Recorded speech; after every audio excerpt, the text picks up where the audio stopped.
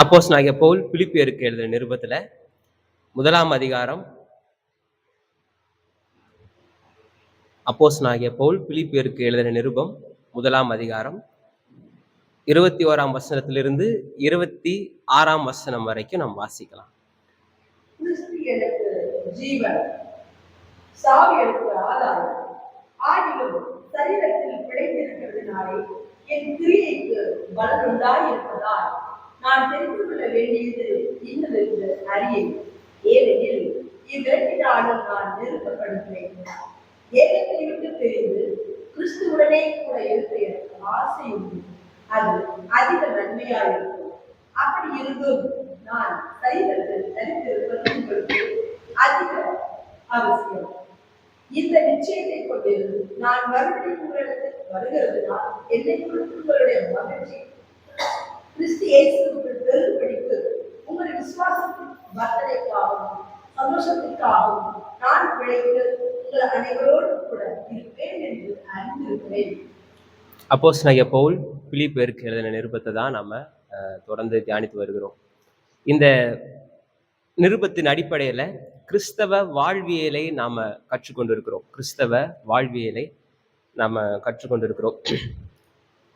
இந்த பூமியில கிறிஸ்துவை ஏற்றுக்கொண்டவர்களாய் நாம எப்படி வாழ்வது, நடைமுறை காரியங்கள்ல எப்படி சில விஷயங்களை கையாள்வது, பிராக்டிக்கல் லைஃப்ல எப்படி ஒரு கிறிஸ்தவனாய் வாழ்வது, இதுதான் நம்ம இந்த நிருபத்தின் அடிப்படையில கற்றுக்கொள்ள வேண்டிய முக்கியமான பாடம். இது ரொம்ப அவசியம் கூட. ஏன்னா பொதுவாக சொல்லுவாங்கல்ல, ஏட்டு சொரக்கா கறிக்கு உதவாது. ஒரு பேப்பர்ல வந்து சொரக்கா படம் வச்சுட்டு அதை வச்சு அந்த சொரக்கா கூட்டு செய்ய முடியாது. அதே போலதான் சில நேரத்துல கிறிஸ்தவ உபதேசங்கள் அது மாதிரி மாறிடக்கூடாது. என்ன நினைக்கிறோம், இதெல்லாம் நடைமுறைக்கு ஒத்து வருமா அப்படின்ட்டு சில நேரத்துல நாம தயங்குகின்ற சில காரியங்கள் உபதேசிக்கப்படுது. சில நேரத்துல உபதேசிக்கப்படுகிற காரியங்களை குறித்து நமக்கு அப்படிப்பட்ட எண்ணங்கள் உருவாகுது. ஆனா நிச்சயமாய் நாம் அனுபவிக்கின்ற எல்லா சூழல்கள் மத்தியில நாம் நடைமுறைப்படுத்த முடிகின்ற சத்தியங்களை தான் பரிசுத்த வேதாகமம் நமக்கு போதிக்குது. ஒரு கிறிஸ்துவை ஏற்றுக்கொண்ட ஒரு வாழ்க்கை, ஒரு பரிசுத்தமான ஒரு வாழ்க்கை, ஒரு ஜெயமுள்ள வாழ்க்கை, ஒரு வெற்றி சிறந்த வாழ்க்கை எப்படி நம்மளால வாழ முடியும் அப்படின்றத ரொம்ப பிராக்டிக்கலா எக்ஸாம்பிளோட வாழ்ந்து காண்பித்து ஒரு முன்மாதிரியை ஏற்படுத்தி நமக்கு இங்க ஆதி அப்போஸ்தலர்கள் நமக்கு செய்து காமித்திருக்காங்க. ஆண்டவராக இயேசு கிறிஸ்து செய்து காமிக்கிறாரு, ஆதி அப்போஸ்தலர்களும் அதை நமக்கு செய்து காமித்திருக்கிறாங்க. இதுல இந்த ஒரு பகுதி ரொம்ப ரொம்ப முக்கியமான பகுதி. கிறிஸ்து எனக்கு ஜீவன், சாவு எனக்கு ஆதாயம். அதாவது ஒன்று மரணம், இன்னொன்று ஜீவன், ஒன்று சாவு, இன்னொன்று வாழ்வு. இப்படி ஒன்று நெகட்டிவ், ஒன்று பாசிட்டிவ் அப்படின்ற மாதிரியான ஒரு ஷேட்ல இந்த வசனத்துல அப்போஸ்தலனாகிய பவுல் சொல்லவே இல்லை. அவர் சொல்றாரு, கிறிஸ்து எனக்கு ஜீவன். எனக்கு வாழ்க்கைனா அது கிறிஸ்து தான். வாழ்க்கைக்கான டெஃபினிஷனே, வாழ்க்கை என்னுடைய வாழ்க்கை அப்படின்றதுக்கான டெஃபினிஷன் என்னன்னு கேட்டீங்கன்னா அது கிறிஸ்து தான். ஆண்டவராய் இயேசு கிறிஸ்து தான். எனக்கு வாழ்க்கை என்றாலே அது கிறிஸ்து தான். அதான் வந்து இங்கிலீஷ்ல அப்படிதான் போட்டிருக்கு, ஃபார் டு மீ. என்னை பொறுத்த வரைக்கும் வாழ்க்கைனா அது கிறிஸ்து தான். சாவுன்றது ஒரு பெரிய ஆதாயம், அது வந்து ஒரு கெயின், அது வந்து ஒரு லாபமாய் இருக்கக்கூடிய விஷயம் அப்படின்ட்டு அப்போஸ்தலனாகிய பவுல் இந்த இடத்துல சொல்றாரு. சில இதுல நம்ம பார்த்தீங்கன்னா இந்த உலகத்துல அவங்க சில இதில் சந்திக்கின்ற சூழ்நிலைகள் நிமித்தமாய், அவங்க எதிர்கொள்கின்ற காரியங்கள் நிமித்தமாய் வாழ்க்கையை சமாளிப்பதை பயந்து அவங்க என்ன பண்றாங்க, தன்னுடைய வாழ்க்கையை மாய்த்து கொள்றாங்க, முடிச்சு கொள்றாங்க. அது வந்து பரிசுத்த வேதாகமத்தின் அடிப்படையில் அது முற்றிலும் தவறு. அப்படி செய்யறவங்கள பரலோகம் ஏற்றுக்கொள்ளாது. கர்த்தருடைய வசனம் நமக்கு தெளிவாக சொல்லுது, தற்கொலை செய்கிறவர்களை பரிசுத்த வேதாகமம் அது முற்றிலுமாய் தவறு, யாருக்கும் அந்த உரிமை கிடையாது. அப்படி செய்கிறவர்களை பரலோகம் ஏற்றுக்கொள்ளாது அப்படின்றதே ரொம்ப தெளிவான ஒரு உபதேசம். ஆனாலும் சில நேரங்களில் நம்ம காண்கிறோம், சமீபத்தில் கூட ஒரு சகோதரர் இங்கே வந்து தற்கொலைப்படி இறந்துட்டாரு, ரொம்ப சின்ன வயசு. என்ன காரணம்னு கேட்டால், காலில் அடிபட்டுருச்சான்.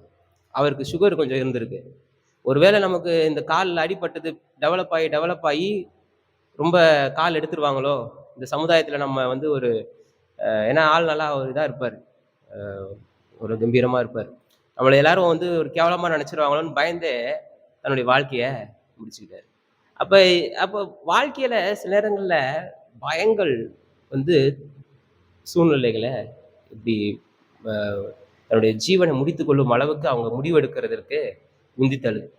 சில நேரத்துல நம்ம நினைப்போம், பணம் இருந்துச்சுன்னா எல்லாத்தையும் நம்ம சமாளிச்சிடலாம்னு நினைப்போம். ஆனா நீங்க கேள்விப்பட்டிருப்பீங்க, சமீபத்துல ஒரு மிகப்பெரிய நகைக்கடையுடைய உரிமையாளர் அரபு தேசங்கள்ல 14வது மாடியிலிருந்து எகிறி குதிச்சு தற்கொலை பண்ணிட்டாரு. இன்னொன்னு உலகத்திலேயே மிகப்பெரிய காஃபி தோட்டங்கள் வைத்திருந்த ஒரு முதலாளி வண்டி போயிட்டு இருக்கும்போது வண்டி நிறுத்தி ஆத்து பாலத்துல அப்படியே கர்நாடகாவில் எகிரி குதிச்சு தன்னுடைய ஜீவனை மாய்த்துக் கொண்டார். அப்போ அவங்க பணம் வந்து அவங்கள காப்பாற்றல. பணம் ஆனால் அவங்களுடைய கடன் பிரச்சனையினால் எந்த பிரச்சனையாக இருந்தாலும் அவங்க பணத்தை கொண்டு சரி செய்ய முடியுமான்னு கேட்டால் சரி செஞ்சிருக்க முடியும். ஆனாலும் ஏதோ ஒரு சூழ்நிலை அவங்கள அப்படிப்பட்ட முடிவை எடுக்க வைக்குது. கிறிஸ்தவர்கள் ஒருபோதும் இந்த இந்த விஷயத்த நினைக்கவே கூடாது. பரிசுத்த வேதாகம் முற்றிலும் அதற்கு எதிரானது. அது எந்த விதத்திலையும் அதுக்கு சப்போர்ட் பண்ணுறதே கிடையாது. ரொம்ப வருஷத்துக்கு முன்னாடி ஒரு ஒரு வாலிப மகன் வந்து அது மாதிரி தற்கொலை பண்ணிக்கிட்டான். அங்கே போயிட்டு ஆறுதலுக்கு பேச சொல்லும் பொழுது சுவிசேஷம் தான் பிரசங்கம் முடிஞ்சு. இந்த பையன் கர்த்தரோட இடத்துல இளைப்பாரிப்பான்ட்டு பிரசங்கிக்கவே முடியல. அது கூட இந்த ஊழியக்காரர் கூட சொன்னார், ஏன் இந்த மாதிரியான ஒரு வார்த்தை சொல்லவே இல்லைன்னு. சொல்ல முடியாது. ஏன்னா தன்னுடைய ஜீவனை, அதுவும் அவர் அற்பமான காரணத்துக்காக தன்னுடைய ஜீவனை முடிச்சுக்கிட்டவன்ட்ட கர்த்தர்கிட்ட போய் இளைப்பாடுறான்ட்டு எப்படி நம்ம சொல்ல முடியும்? அதுக்கெல்லாம் நம்ம சொல்ல முடியாது. அது உண்மையும் கிடையாது. அப்படி நம்ம நிஜத்தை தான் நம்ம கரெக்டாக இருக்கணும். வேதத்துல கூட சில நேரத்துல தன்னுடைய ஜீவனை முடித்துக் கொள்வதற்கு சில பரிசுத்தவான்கள் விரும்பினாங்க.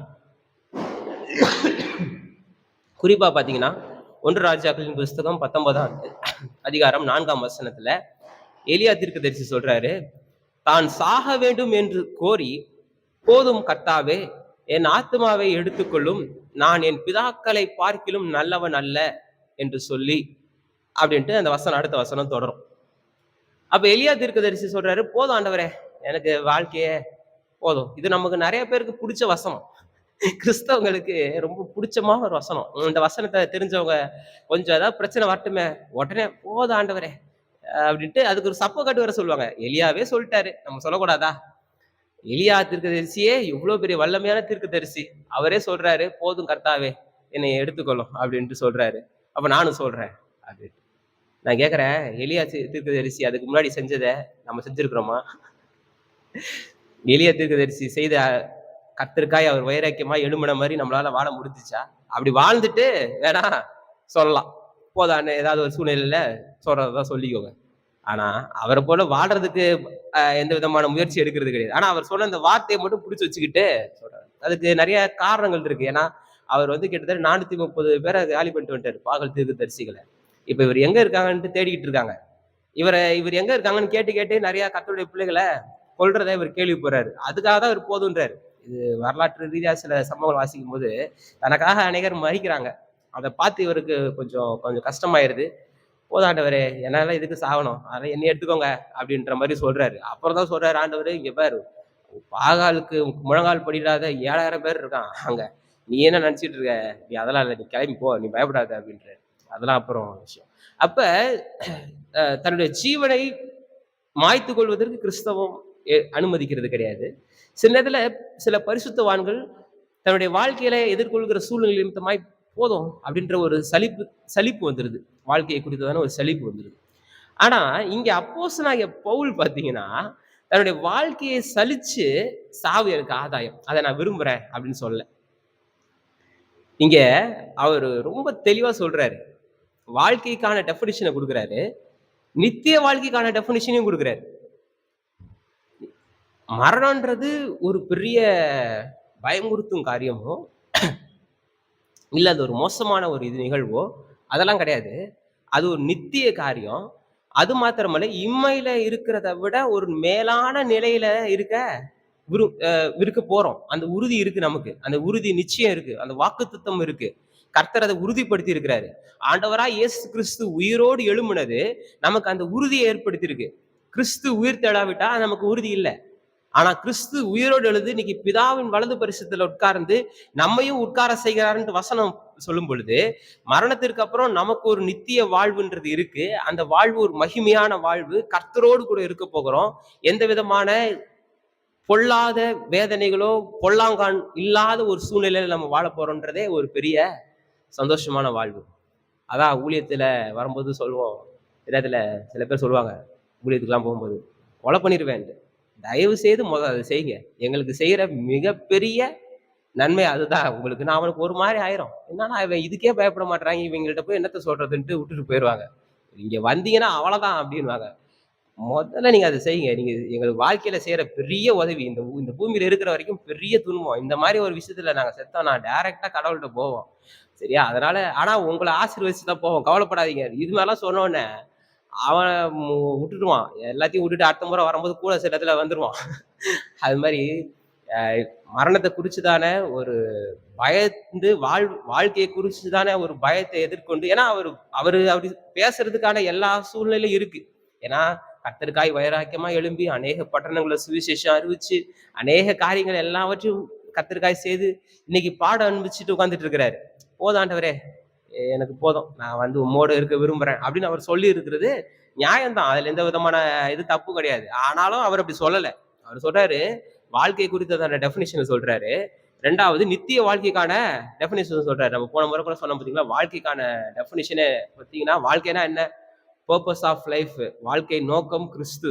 ரெண்டாவது வாழ்க்கையின் முன்னுரிமை கிறிஸ்து. அப்புறம் வந்து வாழ்க்கைக்கான மிகப்பெரிய வாஞ்சை கிறிஸ்து. நம்முடைய வாழ்க்கைக்கான முன்மாதிரி கிறிஸ்து. நம்முடைய வாழ்க்கைக்கான வல்லமை கிறிஸ்து அப்படின்ட்டு 6 காரியங்கள் நம்ம பார்த்தோம். இப்படிப்பட்ட வாழ்க்கையை வாழ்றவங்களால மாத்திரம்தான் என்ன சொல்ல முடியும்? கிறிஸ்து எனக்கு ஜீவன் சொல்ல முடியும். கிறிஸ்து எனக்கு ஜீவன்ற வாழ்றவங்களால மாத்திரம்தான் சாவு ஆதாயத்தை கொடுக்கக்கூடிய சாவாக இருக்குது. அவங்களுடைய மரணம்ன்றது ஆதாயத்தை கொடுக்கக்கூடியதா இருக்கு அவங்களுடைய வாழ்க்கையில. ஏன்னா அப்பதான் நித்திய வாழ்வுக்கு நேராய் அவங்க பயணிக்கிறவர்களா இருக்கிறாங்க. இந்த பகுதியில இந்த 26ஆம் வசனம் வரைக்கும் இருக்கிற இந்த பகுதியில ஒரு ஒரு 3 காரியங்களை அப்போஸ்தலனாகிய பவுல் நமக்கு கற்றுத்தராரு. என்னன்னு பாத்தீங்கன்னா, முதலாவது ஃபர்ஸ்ட் சொல்றாரு, வாழ்க்கையை குறித்து நித்திய வாழ்க்கையை குறித்துதான ஒரு தெளிவான விளக்கத்தை கொடுத்துட்டு இப்ப 22ஆம் வசனம் பாத்தீங்கன்னா, ஆகிலும் இப்ப அடுத்து ஆரம்பிக்கிறார். ஆகிலும் சரீரத்திலே பிழைக்கிறதுனாலே என் கிரியைகளுக்கு பலன் உண்டாயிருப்பதினால் நான் தெரிந்து கொள்ள வேண்டியது இன்னதென்று அறியேன். சாவு எனக்கு ஆதாயம் தான். ஆனா சரீரத்தினால நான் பிழைத்திருக்கிறதுனால என் கிரியைகளுக்கு பலன் இருக்கு. இப்ப நான் பிழைச்சிருந்தேன் அப்படின்னா, நான் ஒரு கிரியை செய்ய போறேன். அந்த கிரியைகளுக்கு அநேக பலன்கள் இருக்கு. அப்ப நம்ம வாழ விரும்பணும். அந்த வாழ்க்கை தேவனுடைய ராஜ்யம் கட்டப்படுவதற்காக நம்ம வாழ விரும்பணும். இந்த பூமியில அநேக பாடுகள் மத்தியில நம்ம இருக்கும் பொழுது கூட இந்த பாடுகளை உதறி தள்ளிட்டு எனக்கு கர்த்தர் ஒரு புதிய ஜீவனை தருவார், புதிய பலனை தருவார், புதிதாய் நான் வந்து கர்த்தருக்காய் எழும்பி பிரகாசிப்பேன் அப்படின்ட்டு நம்ம தைரியமாய் செயல்பட முடியும். அந்த வாஞ்சை இருக்கணும். ஆனா அதற்கான நோக்கம் என்னன்னு கேட்டீங்கன்னா, அது ஒரு கிரியை. அந்த கிரியையினால கர்த்தர் மகிமைப்படுகிறார். என் கிரியைக்கு பலன் இருக்கு. நான் தெரிந்து கொள்ள வேண்டியது இன்னதென்று அறியேன். இப்ப எனக்கு சூஸ் பண்றது கஷ்டமா இருக்கு. ஏன்னா நான் பொழைச்சிருந்தா எனக்கு ஒரு பெரிய கிரியை, அது கர்த்தர் மகிமைப்படக்கூடிய கிரியை, அநேகருக்கு பிரயோஜனமான கிரியைகள் நடக்கும். நான் மரிச்சா அது எனக்கு நல்லது. அதான் அடுத்து சொல்ல வர்றாரு. ஏனெனில் இவ்விரண்டிலும் நான் நெருக்கப்படுகிறேன். தேகத்தை விட்டு பிரிந்து கிறிஸ்துவுடனே கூட இருக்க எனக்கு ஆசை உண்டு. அது அதிக நன்மையா இருக்கும். யாருக்கு? அவருக்கு ரொம்ப நன்மை. அது அந்த தேகத்தை விட்டு பிரிந்து கிறிஸ்துவுடனே இருந்தா அந்த சங்கிலியில கட்டப்படணும்ன்ற அவசியம் கிடையாது. கடைசி அவர் சிறை சேதம் செய்யப்பட்டு தான் மறிக்கிறாரு. இதுக்கப்புறம் வெளியே வந்து அநேகருக்கு மறுபடியும் சுவிசேஷங்களை பிரசங்கிக்கிறாரு, அநேக நிருபங்களை எழுதுறாரு. எல்லாம் முடிச்சுட்டு அதுக்கப்புறம் மறுபடியும் கொஞ்சம் வருங்கள்ல அடுத்த ஃபியூ இயர்ஸ்லயே டக்குன்னு அவர் திருப்பி அரெஸ்ட் பண்ணி வேற ஒரு சிறைச்சாலையில வைக்கிறாங்க. அந்த ரோம பட்டணத்தினுடைய வெளியில ஒரு குகைகளை வைக்கிறாங்க. அதுக்கப்புறம் சிறை சேதம் செய்யப்பட்டு அவர் மறிக்கிறாரு. இந்த மாதிரியான பாடெல்லாம் கிடையாது, இதெல்லாம் கிடையாது. அதனால இப்ப இதை விட்டுட்டு கிளம்பிடலாம் அப்படின்ற ஒரு இதுலதான் அவர் இருக்கிறார். அப்படி இருந்தும் நான் சரீரத்திலே தரித்திருப்பது உங்களுக்கு அதிக அவசியம். இந்த அவசியம்ன்ற வார்த்தை ரொம்ப முக்கியம். ஒண்ணு, அந்த 22ஆம் வசனத்துல என் கிரியைகளுக்கு பலன் உண்டாயிருப்பது, அது ரொம்ப முக்கியமான வார்த்தை. 2வது, இந்த அவசியம்ன்ற வார்த்தை ரொம்ப முக்கியமான வார்த்தை. இந்த நிச்சயத்தை கொண்டிருந்து நான் மறுபடியும் உங்களிடத்தில் வருகிறதுனால் என்னை குறித்து உங்களுடைய மகிழ்ச்சி கிறிஸ்து இயேசுவுக்குள்ளாய் பெருகும்படிக்கு உங்கள் விசுவாசத்தின் வர்த்தனைக்காகவும் சந்தோஷத்துக்காகவும் நான் பிழைத்து உங்கள் அனைவரோடும் கூட இருப்பேன் என்று அறிந்திருக்கிறேன். இப்ப ஒரு தெளிவான அறிவு இருக்கு. அந்த அறிவோடு கூட ஒரு டிசிஷன் இருக்கு. வாழ்க்கையை குறித்து, நித்திய வாழ்க்கை குறித்துதான தெளிவு இருக்கு. வாழ்க்கைனா என்ன? 6 காரியங்கள் நம்ம பார்த்துட்டோம். என் வாழ்க்கைன்றது இப்படிதான் அப்படின்ற ஒரு வாழ்க்கையை குறித்ததான ஒரு தெளிவான ஒரு கண்ணோட்டம் அவருக்கு இருக்கு. மரணத்தை குறித்ததானவும் ஒரு தெளிவான கண்ணோட்டம் இருக்கு. இதுல எந்த விதமான சந்தேகம் அவருக்கு இல்லை. இப்ப இது கிறிஸ்தவ வாழ்க்கையில நமக்கு ரொம்ப ரொம்ப அவசியம். வாழ்க்கையை குறித்து, மரணத்தை குறித்து, நித்திய வாழ்வை குறித்துதான இது ரொம்ப அடிப்படையான காரியங்கள். இதை குறித்துதான சரியான ஒரு புரிந்து கொள்ளுதல் நமக்கு அவசியம். ரொம்ப பேசிக் நாலேஜ் இதை பத்தி. இது ரொம்ப அவசியம். இதுக்கப்புறம் நம்முடைய வாழ்க்கை எதுக்காக இருக்கணும், எதுக்காக நான் வாழ்ந்திருக்கணும் அப்படின்றதுக்கு நாம சில நேரத்துல சூஸ் பண்றதுக்கு சில நேரத்துல ஒரு இடம் இருக்கு வரும். ஏன்னா நம்ம சந்திக்கிற போராட்டங்கள், நம்ம சந்திக்கின்ற பாடுகள், இவைகள் நம்மளை ரொம்ப நெருக்கி, போதும் ஆண்டவரே வாழ்ந்தது போதும், உம்மோடு கூட இருக்க எனக்கு ஆசை இருக்கு அப்படின்ட்டு நம்ம விரும்பக்கூடிய ஒரு நாட்கள் வரும். எல்லாருடைய வாழ்க்கையிலும் இப்படிப்பட்ட இந்த அளவுக்கு மரணத்தை நாம் விரும்பும் அளவுக்கு ஆன ஒரு பெரிய ஒரு இக்கட்டான சூழ்நிலைகள் எல்லாருடைய வாழ்க்கையிலும் வர வர வர வேண்டிய அவசியம் இருக்கு. இந்த பூமியில பாடுகள் அப்படிப்பட்டதா இருக்கு. நான் மறுபடியும் சொல்றேன், பாடுகள் கர்த்தர் கொடுக்கறது கிடையாது. அதை குறித்து நான் சும்மா ஜஸ்ட் திருப்பி சொல்லிடுறேன். மறுபடியும் ஞாபகப்படுத்த வேண்டியதா இருக்கு. ஏன்னா ஆண்டவரே ஒரு பிரச்சனை வந்தோன்னா, ஏன் ஆண்டவரே இப்படி சோதிக்கிறீன்ட்டு டக்குன்னு அவர் மேல பழி தூக்கி போட்டுறக்கூடாது. கர்த்தர் தீமையினால் சோதிக்கிறவர் அல்லவே இல்லை. பாடுகள் கர்த்தர் இடத்துல இருந்து வரவும் இல்லை. அது நம்ம மைண்ட்ல நல்லா தெரிஞ்சுக்கணும். பிசாசுனால வருது, இன்னும் சொல்லப்போனா மனிதர்களாலதான் வருது. பிசாசை ஃபாலோ பண்ணிக்கிட்டு பிசாசுக்கு தன்னுடைய அதிகாரங்களை கொடுத்து மனிதர்கள் மூலமா தான் வருது. ஏன்னா பிசாசு இன்னைக்கு தலை நசுக்கப்பட்டவன். அவன் வெளியரங்கமான கோலமாக்கப்பட்டவன். அவன்கிட்ட ஒன்றும் கிடையாது, எந்த விதமான சத்துவமும் கிடையாது, எந்த விதமான ஆற்றலும் கிடையாது. அதை நல்லா நம்ம புரிஞ்சுக்கணும், நல்லா தெரிஞ்சுக்கணும். அதனால கர்த்தர் இடத்துல தான் நன்மை தான் வருமே தவிர தீமை வராது. அப்ப இது இப்படிப்பட்ட தீமையான காலங்களை நம்ம அனுபவிக்கும் பொழுது நம்ம சோர்ந்து போய் வாழ்றதா இல்ல கர்த்தரோடு கூட நம்ம போயிடுறதே நல்லது அப்படின்ற அளவுக்கு நம்மளுக்கு யோசிக்க தோணும். ஆனா டிசிஷன் என்ன எடுக்கணும், என்ன முடிவு எடுக்கிறோம் அப்படின்றது இங்க அப்போஸ்தலனாகிய பவுல் சொல்றாரு, நான் அப்படி போனா எனக்கு ரொம்ப நல்லது, எனக்கு நன்மையா இருக்கும். ஆனா நான் பிழைச்சிருந்தா அது உங்களுக்கு அவசியம். நம்மளே ரொம்ப கடினமான சூழ்நிலையில தான் வாழ்ந்துகிட்டு இருப்போம். ஆனா நாம படைச்சிருக்கிறது அநேகருக்கு, நம்முடைய குடும்பத்திற்கு, நம்மை சார்ந்தவர்களுக்கு, சபைக்கு, நம்முடைய சமுதாயத்திற்கு, நம்முடைய தேசத்திற்கு ஆசீர்வாதம். நான் பிழைச்சிருக்கிறது எதனால? நான் பிழைக்க விரும்புறேன், நான் வாழ விரும்புறேன், நான் வாழ்ந்திருக்க விரும்புறேன், நான் என்னுடைய பிரச்சனைகளை ஜெயிக்க விரும்புறேன், என்னுடைய வியாதிகளை நான் ஜெயிக்க விரும்புறேன். எதற்காக நான் வியாதிகளை ஜெயிக்க விரும்புறேன், எதற்காக என் பிரச்சனைகளை நான் ஜெயிக்க விரும்புறேன்? அது அவசியம். ஏன்னா கர்த்தர் எனக்குன்னு ஒரு தாளந்துகளை கொடுத்திருக்கிறாரு, எனக்குன்னு ஒரு ஒரு திறமைகளை கொடுத்திருக்கிறாரு, நமக்குன்னு ஒரு பெரிய பொறுப்புகளை கொடுத்திருக்கிறாரு. அது நம்மால மாத்திரம்தான் செய்ய முடியுன்றதுக்காக நமக்கென்று அப்பாயிண்ட் பண்ணி வச்சிருக்கிறாரு. அப்பாயிண்ட் பண்ணது மாத்திரமல்ல, அதுக்கான எபிலிட்டிஸ் கொடுத்திருக்கிறாரு. இது நிறைய இடங்கள்ல நம்ம பார்த்துருக்கிறோம். அப்ப நம்ம போறதுனால ஒரு வெற்றிடம் உண்டாயிடக்கூடாது. அதனால ஆண்டவரே நான் இருந்து உம்முடைய பணியை முடிய நான் செய்துட்டு தான் ஓட்டத்தை முடித்தேன், விசுவாசத்தை காத்துக்கொண்டேன், இது முதல் அந்த ஜீவ கிரீடம் எனக்காக வைக்கப்பட்டிருக்கிறதுன்ற உறுதியை நம்ம சொல்கிறவர்களா இருக்கணும். ஒரு காலத்துல தோணும், போதும் அவ்வளவுதான், நம்ம செய்ய வேண்டியதெல்லாம் செஞ்சு முடிச்சிட்டோன்ட்டு ஒரு வயசான காலத்துல தோணும். அப்ப ரொம்ப நான் விரும்புற ஒரு தேவ ஊழியக்காரர் இருக்கிறாரு. சண்டே சர்வீஸ் முடிச்சுட்டு பாய் பாய்ன்னு சொல்லிட்டே போனாரு. நான் அடுத்த வாரம்லாம் வரமாட்டேன் இப்படியே சொன்னாரு. அடுத்த வாரம்லாம் வரமாட்டேன், நான் ஆண்டவர்கிட்ட போறேன், என்னால இதுக்கு மேல இந்த பூமியில இருக்கிற வயசானவர், 90 வயசுக்கு மேல அவர் சொல்லிட்டே போயிட்டாரு. இதுக்கு மேல வந்து இந்த பூமியில பாட அனுபவிச்சுக்கிட்டு நான் உட்கார்ந்திருக்க விரும்பல. நான் போயிட்டு வரேன்ட்டு சர்ச் ஜனங்கள்ட்ட பாய் பாய்ன்னு சொல்லிட்டு வீட்ல அதுக்கப்புறம் போயிட்டு ஃபியூ டேஸ்க்கு அப்புறம் அந்த நைட்டு இதான் லாஸ்ட் நைட்டு அப்படின்ட்டு பிள்ளைங்க பேர பிள்ளைங்க எல்லாரையும் நைட்டு உட்கார வச்சு ஜெபம் பண்ணி எல்லாரையும் ஆசீர்வதிச்சு போயிட்டு எல்லாருக்கும் டாட்டா சொல்லிட்டு பாய் சொல்லிட்டு போய் படுத்து இறந்து போயிட்டாரு. சூப்பர் மரணம். இது மாதிரிலாம் உண்மையில நடக்குது. ஒரு நாள் நம்ம வேலையெல்லாம் முடிச்சிட்டோம்னு தோணும். அப்ப கிளம்பலாம். ஆனா இப்ப பிரச்சனைய பார்த்து பயந்துகிட்டு, இல்ல நம்ம எதிர்கொள்கின்ற சில காரியங்களை பார்த்து பயந்துகிட்டு, நம்ம எதிர்கொள்கிற பிரச்சனைகளை பார்த்து பயந்துகிட்டு, "போதும் ஆண்டவரே" அப்படின்ட்டு எலியா சொன்னாரு. இந்த கதைலாம் கிடையாது. எலியா சொன்னாருன்னா, எலியா செஞ்ச மாரி ஏதாவது ஒண்ணு செஞ்சிருக்கணும். எலியா செஞ்ச மாரி ஏதாவது செஞ்சுட்டு, அப்புறம் வந்து இத சொல்லணும்.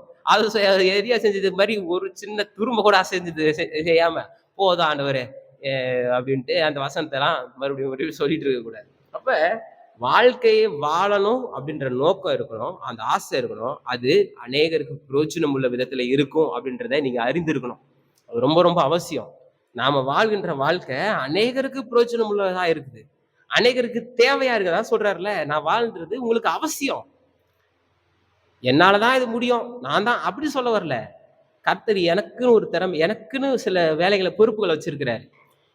இந்த இந்த பொறுப்புகள் நிமித்தமா அநேகர் பலன் அடைகிறாங்க. அதை நான் முற்றுமுடியா நானு செய்யணும். முற்றுமுடியா நாம காத்துக்கணும். இப்ப இதை வந்து ஒரு ஊழியத்துல மாத்திரம் இல்ல, நீங்க என்ன வேலையான எடுத்துக்கோங்க.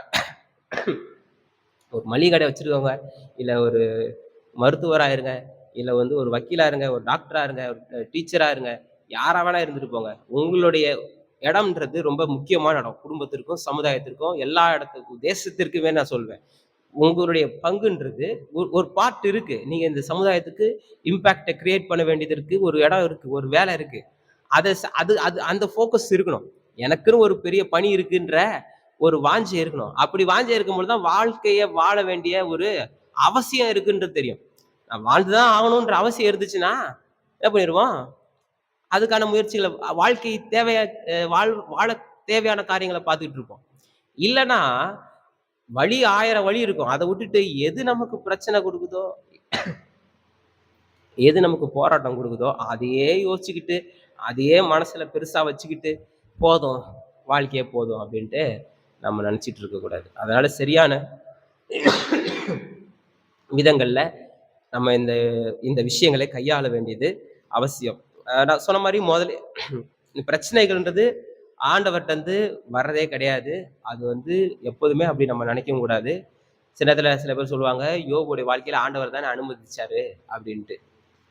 யார் சொல்லுவான்னா, யோபுல 2 சாப்டருக்கு மேல வாசிக்கவே மாட்டாங்க. யோபுல எத்தனை சாப்டர் இருக்குன்னு கேட்டா தெரியாது. யோபுல 2 சாப்டர், ஃபர்ஸ்ட் 2 சாப்டர் வாசிச்சுருவாங்க. வாசிச்சுட்டு பாத்தியா யோபு வந்து கர்த்தர் சோதிச்சாரு அப்படி. 42 சாப்டர் வாசிக்கணும். 42 அதிகாரத்தையும் வாசிச்சுட்டு ஒருத்தர் சொல்லுவானா, ஆண்டவர் தான் சோதிச்சாருன்னு? பிசாசு சோதிச்சான். ஏன்னா பழைய ஏற்பாடு, நான் இந்த வாரம் சண்டைகளோட அதான் சொன்னேன். பழைய ஏற்பாட்டுல பழைய உடன்படிக்கை காலகட்டத்துல பிசாசு அதான் செஞ்சுட்டு இருக்கான் பாருங்க. அவன் ஃபுல் ஃபிளெஜ்ஜா என்ன பண்ணிட்டு இருக்கான், மனுஷங்களை நோண்டுறது தான் அவனுக்கு வேலையே. புதிய ஏற்பாடு காலத்துல அது கிடையாது. புதிய ஏற்பாட்டுல தலையை நசுக்கி அவனை வெளியேறமா கோலமாக்கி, அதாவது நீங்க நல்லா அந்த பிக்சர் வச்சுக்கணும்.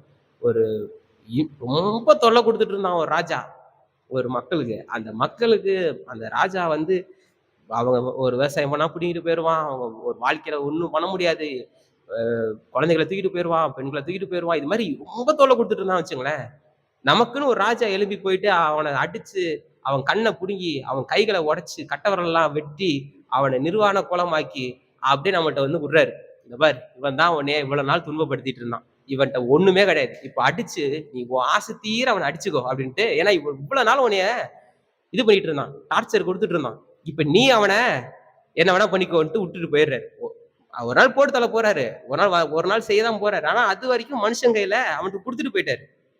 இதுதான் பிசாசோடைய இன்னைக்கான நிலைமை.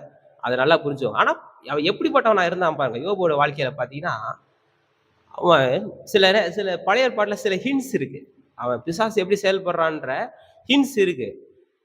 போய் நல்லா வாழ்ந்துட்டு இருக்கிற மனுஷனோட வாழ்க்கையில போயிட்டு எவ்வளவு பிரச்சனை கொடுக்க முடியுமோ அவ்வளவு பிரச்சனையை கொடுக்குறான். என்னென்ன போராட்டம் கொடுக்க முடியுமோ அவ்வளவு போராட்டங்களை கொடுக்குறான். தானியேல் சொல்றாரு, நான் ஜெபம் பண்ணேன் அப்படின்றாரு. அந்த ஜெபத்துக்கு பதில தடுக்கிறதுக்கு வானத்துல போர் செஞ்சுக்கிட்டு இருக்கான். எவ்வளவு டார்ச்சர் பண்ணவனா இருப்பான் பாருங்க அவன். இது மாதிரி நிறைய வசனம், நிறைய இடங்கள்ல நிறைய பகுதிகள் இருக்கு. பிசாசானவன் எப்படியெல்லாம் மனுஷங்களுக்கு இடர்களை கொடுக்குறான் அப்படின்ட்டு. ஆனா புதிய உடன்படிக்கையில அதெல்லாம் கிடையாது. இன்னைக்கு வந்து நம்ம பண்ற ஜெபங்களுக்கு நம்ம தானியேல் காலத்துல வந்து தடுத்த மாதிரி இன்னைக்கு வந்து பெரிய வாளை எடுத்துக்கிட்டு போய் வானத்துல இருந்துகிட்டு நம்முடைய ஜெபங்களை தடுக்கிறான் அப்படிலாம் சொல்லவே மாட்டேன். வசனம் அப்படி இப்போதைக்கும் இல்லை. இன்னைக்கு அவரோட நிலைமைன்றது வேற, அது அப்பாற்பட்ட விஷயம். ஆனா இன்னைக்கு தீமை நடக்குதே அப்படின்னா என்ன அர்த்தம்? மனுஷங்க தன்னுடைய எப்படி ஆதாம் தன்னுடைய வல்லமையும் தன்னுடைய ஆற்றலையும் கொண்டு போய் அவன்கிட்ட கொடுத்த மாதிரி அவன்கிட்ட வல்லமை இருக்கிறதா நினைச்சுக்கிட்டு மனுஷன் மறுபடியும் மறுபடியும் தன்னுடைய வல்லமைய கொடுக்குறான். அவனுடைய விருப்பத்தை மனுஷன் நிறைவேற்றிக்கிட்டு இருக்கிறான். இன்னைக்கு நம்ம காண்கிற எல்லா தீமையும் எடுத்துக்கோங்க, எல்லா கொள்ளை நோய்கள் எடுத்துக்கோங்க, எல்லாம் மேன்மேட் டிசாஸ்டர்ஸ் தான். இயற்கை அழிவு கூட எடுத்துக்கிட்டீங்கன்னா 99% மேன்மேட் டிசாஸ்டர்ஸ் தான். ரொம்ப மனுஷன் பூமிக்கு எடுத்து போடுறான், பூமி அதுல என்ன பண்ணி ரியாக்ட் பண்ணிடுது. மனுஷன் சுற்றுச்சூழலுக்கு எடுத்து போடுறான், சுற்றுச்சூழல் ரியாக்ட் பண்ணுது. மனுஷன் வைரஸை விட்டுறான், அது வந்து அழிச்சு போடுது. மனுஷனுக்குள்ள தற்புரிய ஒரு ஒரு சுயநலம் இருக்குது, போர்கள் உண்டாயிருது. இதனாலதான் இப்ப இருக்கிற டிசாஸ்டர்ஸ் எல்லாமே மேன்மேட் தான், மனுஷனால ஏற்படுகிறது தான் துன்பங்கள் எல்லாம். அப்ப யோபோட வாழ்க்கையில பிசாசு தீமை செஞ்சான், ஆனா கர்த்தர் நன்மை செஞ்சாரு யோபோட வாழ்க்கையில. நீங்க அல்டிமேட்டா நீங்க எடுத்துக்கோங்களேன், கடைசியா யோபோட வாழ்க்கை அப்படியே மோசமா போச்சா இல்ல வந்து நல்ல விதமா மாறிச்சா? நல்ல விதமா தான் மாறிச்சு. தீமைன்றது கொஞ்ச நாள் இருந்துச்சு, அதுக்கப்புறம் நன்மையா மாத்தினாரு. ரெட்டத்தனியா நன்மை கிடைச்சிச்சு. இது வந்து காணக்கூடிய நன்மை. ஆனா காணக்கூடாத ஒரு 3 நன்மை நடந்துச்சு. என்னன்னு பாத்தீங்கன்னா, முதலாவது யோபுடைய கேரக்டரே மாறிச்சு. யோபுடைய கேரக்டர் என்னன்னு பாத்தீங்கன்னா, ரொம்ப பேசுறாரு, ரொம்ப பயந்து, பயத்தை வந்து வெளிப்படுத்தி பேசுறாரு. இது வந்து அந்த கடைசி 4 அதிகாரங்களுக்கு முன்னாடி வரைக்கும், அதாவது கர்த்தர் பேசுற ஆரம்பிக்கிற வரைக்கும் நீங்க யோபோட கான்வர்சேஷன், யோபோட நண்பர்கள், யோபோட நண்பர்கள் இப்படி மாறி மாறி மாறி வரும். இந்த கான்வர்சேஷன் நீங்க வாசிச்சு பாத்தீங்கன்னா, யோபு வந்து ரொம்ப, அதனாலதான் பாத்தீங்கன்னா அவரு தனக்காக தன்னுடைய பிள்ளைகளுக்காக ஒருவேளை பாவம் செஞ்சிருப்பாங்களோன்னு பயந்தே போயிட்டு என்ன பண்ணிட்டு இருக்கான், பலி செலுத்திட்டே இருக்கிறாரு அவரு. அப்ப அவருக்குள்ள ஒரு பயம் இருக்கு, ஒரு அவிசுவாசம் இருக்கு. கடைசியா அதெல்லாம் சொல்றாரு, இனிமே நான் பேசாதபடி என் வாயை நானு ஒத்தி கொள்கிறேன் அப்படின்றாரு. அப்ப யோபோட கேரக்டரே மாறுது. இருக்கிற சில கேரக்டரை பிசாசு கொடுத்த உபத்திரவத்தினாலே யோபுக்குள்ள இருந்த சில தேவனுக்கு பிரியமில்லாத குணாதிசயங்கள் மாறி போகுது. 2வது, சுற்றி இருக்கிற மனுஷங்களை குறித்துதான சரியான அறிவு வந்துருக்கு. யார் உண்மையான நண்பன், யார் நண்பன் இல்லைன்ற அறிவு வந்திருக்கும். அது வரைக்கும் யோபு, இப்போ அவங்க நண்பர்கள் யோபுவின் ஆஸ்திகளுக்காக வர நேசித்தவர்களா இருந்திருக்கலாம். அப்ப யார் நம்ம பணத்தை நேசிச்சான், யாரு நம்மளை உண்மையா நேசிச்சான்ற மனிதர்களை நிதானிக்கக்கூடிய ஆற்றல், இதெல்லாம் நமக்கும் பொருந்தும். நம்முடைய பாடுகள்ல கூட, பிசாசு கொடுக்குற பாடுகள்ல நமக்கும் சில இதுல நம்ம குணங்கள் மாறுது. மனுஷங்களை எவன் கரெக்டு, எவன் சரியா நம்மளுக்கு உதவி செய்யறான்ற ஒரு தெளிவு உண்டாது. யார் எப்படின்ட்டு நம்ம படுத்தாதான் நமக்கு சிலதுல தெரியுது. 3வது முக்கியமான கேரக்டர் யோபோட மனைவி. யோபுக்கு திருப்பியும் கர்த்தர் எல்லாவற்றையும் திருப்பி கொடுக்கும் பொழுது அந்த கேரக்டர் பத்தி பேச்சே கிடையாது. ஒருவேளை அந்த அம்மா மனசு மாறி இருந்தா சந்தோஷம். ஆனா அந்த அம்மாவுக்கு தேவ பயமும் இல்லை, யோபு மேல பிரியமும் இல்லை. நீங்க யோபின் புஸ்தகம் 2ஆம் அதிகாரம் 9ஆம் வசனத்துல பாத்தீங்கன்னா, தேவனை தூஷித்து ஜீவனை விடும் அப்படின்றாங்க. தேவன் மேல பயமும் கிடையாது, யோபு மேல பாசமும் கிடையாது. என்னடா நம்ம வீட்டுக்காரர் இப்படி ஆயிட்டாரு, சரி எல்லாம் சரியாரியா அப்படியா அப்படின்னு, கடவுள் இப்படி பண்ணிட்டாரு கூடு அப்படின்ட்டு அப்படி கூட சொல்ல. தேவனை தூசிச்சிரு, தேவ பயம் இல்ல, செத்து போயிரு போ. இந்த நாள் மேல பாசமும் இல்லை, எதுக்கு நீ வாழற, போய் சேரு அப்படின்ட்டு சொல்லுது. அப்புறம் அப்ப இப்படிப்பட்ட சில காரியங்கள் எல்லாவற்றையும் விளக்குறதுக்கு இந்த பாடுகள் பாதை அவருக்கு பயன்பட்டுச்சு. இந்த பாடுகள் முடியும் பொழுது நிச்சயம் அவருடைய வாழ்க்கை ஒரு பெரிய விதங்கள்ல மெருகேறினதா இருக்கு, அநேக நன்மைகளை கொடுக்கக்கூடியதா இருக்கு. அதாவது எப்போதுமே பாடுகள்ன்றது கர்த்தர் கொடுக்கறதே கிடையாது, கர்த்தர் வந்து அதை நன்மையாய் மாற்றுகிறவர். அதுல நம்ம எப்போதுமே மறந்துடவே கூடாது. அதனால இந்த பாடுகளை கண்டு சோர்ந்து போய் மரணத்தை விரும்புகிறவராய் நாம என்றைக்குமே வாழ்ந்துடக்கூடாது. நாம ஜீவனை விரும்புகிறவராய் இருக்கணும். ஏன்னா இந்த சரீரம்ன்றது கர்த்தர் கொடுத்தது. 1 கொரிந்தியர் 6:20 சொல்லுதுல, கிரியத்திற்கு கொல்லப்பட்டீர்களே, ஆகையால் தேவனுக்கு உடையவர்களாகிய உங்கள் சரீரத்தினாலும் உங்கள் ஆவியினாலும் தேவனை மகிமைப்படுத்துங்கள். அப்ப நாம தேவனை மகிமைப்படுத்துறதுக்கு இந்த சரீரத்தை பயன்படுத்தணும். கிரயத்துக்கு கொல்லப்பட்டிருக்கிறோம், விலை கொடுத்து வாங்கப்பட்டிருக்கிறோம், மீட்கப்பட்டிருக்கிறோம். அப்ப இந்த சரீரத்தினால நாம பிழைத்திருந்து நம்ம தேவனுக்கு மகிமைப்படுத்துகிறவர்களாய், தேவனை பிரியப்படுத்துகிறவர்களாய், கர்த்தருக்காய் வாழுகிறவர்களாய் இருக்கணும். மறுபடியும் இந்த வசனத்தை நாம் வாசிச்சு நாம் நிறைவு செய்யலாம்.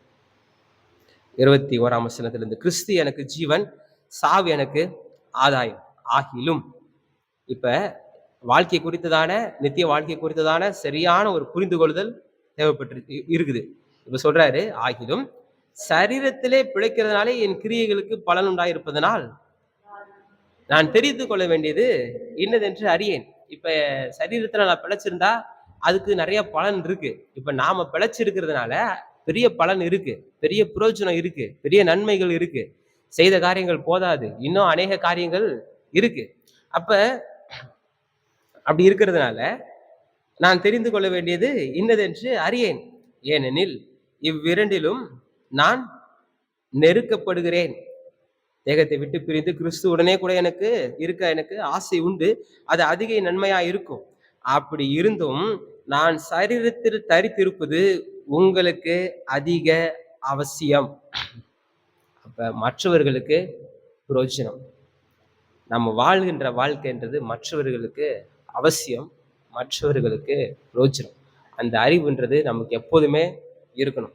இந்த நிச்சயம் கொண்டிருந்து நான் மறுபடியும் உங்களிடத்தில் வருகிறதுனால் என்னை குறித்து உங்களுடைய மகிழ்ச்சி கிறிஸ்து இயேசுக்குள்ளாய் பெருகும்படிக்கு உங்கள் விசுவாசத்தின் வர்த்தனைக்காகவும் சந்தோஷத்திற்காகவும் நான் பிழைத்து உங்கள் அனைவரோடும் கூட இருப்பேன் என்று அறிந்திருக்கிறேன். அப்ப மறுபடியும் உங்க கூட இருப்பேன் அப்படின்னு எனக்கு நல்லா தெரியும். நான் சூஸ் பண்ணிட்டேன், வாழ்க்கையை வாழணும் அப்படின்றதுக்கான வாழ்க்கையை நான் சூஸ் பண்ணிட்டேன். ஏன் நான் சூஸ் பண்ணிட்டேன்? அது உங்களுக்கு அவசியம். இப்போ நாமளும் நம்முடைய சூழ்நிலைகளை கண்டு சோர்ந்து போயிடக்கூடாது. வாழ விரும்பணும். அது கர்த்தருக்கான வாழ்க்கையாக இருக்கணும், தேவ ராஜ்யம் கட்டப்படுவதற்கான வாழ்க்கையாக இருக்கணும். அது ஒரு நாள் நம்ம மறந்து போயிடக்கூடாது. நிச்சயமா இந்த காரியங்களை நீங்க நினைவில் வச்சிருப்பீங்கன்னு நான் விசுவாசிக்கிறேன். நாம் அனைவரும் எழுந்து நிற்கலாம்.